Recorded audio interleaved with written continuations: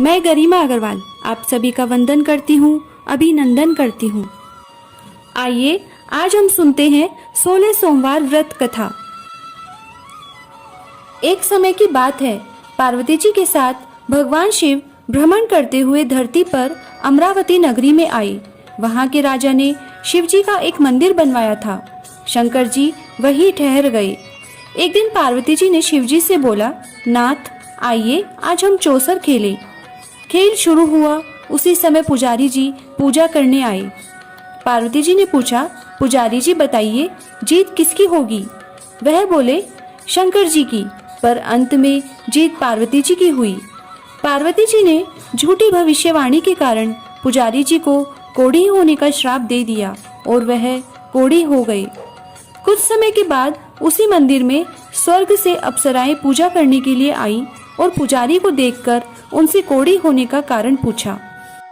उनके प्रश्नों का उत्तर देते हुए पुजारी जी ने सारी बात बताई।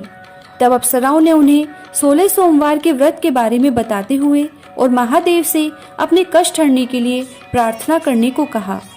पुजारी जी ने उत्सुकता से व्रत की विधि पूछी। अप्सरा बोली, सोमवार को व्रत करके 3 पाव गेहूं के आटे का चूरमा बनाएं और चंदन, चावल, घी, गुड़, धूप, दीप, कपूर, पंचामृत, पंचमेवा, लौंग, इलायची, बेलपत्र आदि से शाम के समय शिवजी की उपासना करें।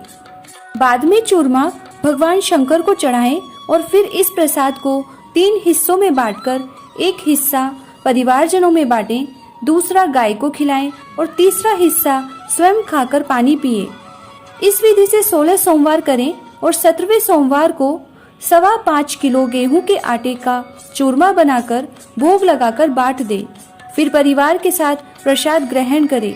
ऐसा करने से शिवजी तुम्हारे मनोरथ पूर्ण करेंगे। यह कहकर अप्सरा स्वर्ग को चली गई।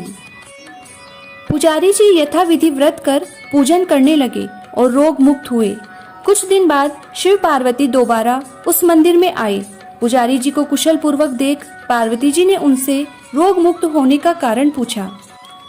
तब पुजारी जी ने उनसे 16 सोमवार की महिमा का वर्णन किया, जिसके बाद माता पार्वती ने भी यह व्रत किया और फल स्वरूप रूठे हुए कार्तिकेय जी माँ के आज्ञाकारी हुए। इस पर कार्तिकेय जी ने भी माँ गौरी से पूछा कि क्या कारण है कि मेरा मन आपके चरणों में लगा रहता है, जिस पर उन्होंने अपने व्रत के बारे में बतलाया। तब गौरी पुत्र ने भी व्रत किया, जिसके फल स्वरूप उन्हें अपना बिछड़ा हुआ मित्र मिला। मित्र ने भी अचानक मिलने का कारण पूछा और फिर कार्तिकेय जी से व्रत की विधि जानकर उसने भी विवाह की इच्छा से 16 सोमवार का व्रत किया। व्रत के फल स्वरूप वह किसी दूसरे देश गया। वहाँ राजा की कन्या का स्वयंवर था। उस राजा का प्रण था कि हथिनी जिसको भी माला पहनाएगी उसी के साथ पुत्री का विवाह होगा। वह ब्राह्मण भी स्वयंवर देखने की इच्छा से एक ओर जा बैठा। हथिनी ने माला उस ब्राह्मण कुमार को पहनाई। धूमधाम से विवाह हुआ। तत्पश्चात दोनों सुख से रहने लगे। एक दिन राजकन्या ने पूछा, नाथ आपने ऐसा कौन सा पुण्य किया जिससे राजकुमारों को छोड़ हथिनी ने आपका वरण किया? ब्राह्मण ने 16 सोमवार का व्रत विधिवत बताया। राजकन्या ने पुत्र प्राप्ति के लिए व्रत किया और सर्वगुण संपन्न पुत्र प्राप्त किया। बड़े होने पर पुत्र ने पूछा, माताजी किस पुण्य से आपको मेरी प्राप्ति हुई? राजकन्या ने अपने पुत्र को भी शिवजी के इस व्रत के बारे में बतलाया। तब उसके पुत्र ने राज्य की कामना से 16 सोमवार व्रत किया। तभी एक दिन राजा के दूत आकर उसे राजकन्या के लिए वरण करके ले गए, जिससे उसका विवाह संपन्न हुआ और राजा के मरने के बाद ब्राह्मण कुमार को गद्दी मिली। फिर वह इस व्रत को करता रहा। एक दिन उस राजा ने अपनी पत्नी से पूजन सामग्री शिवालय में ले चलने को कहा, परंतु उसने दासियों द्वारा भिजवा दी। जब राजा ने पूजन समाप्त किया तब एक आकाशवाणी हुई कि वह अपनी पत्नी को निकाल दे, नहीं तो वह तेरा सत्यानाश कर देगी। प्रभु की आज्ञा मान उसने रानी को निकाल दिया। रानी भाग्य को कोसती हुई नगर में एक बुढ़िया के पास गई। दीन देखकर बुढ़िया ने उसके सिर पर सूत की पोटली रख बाजार भेजा।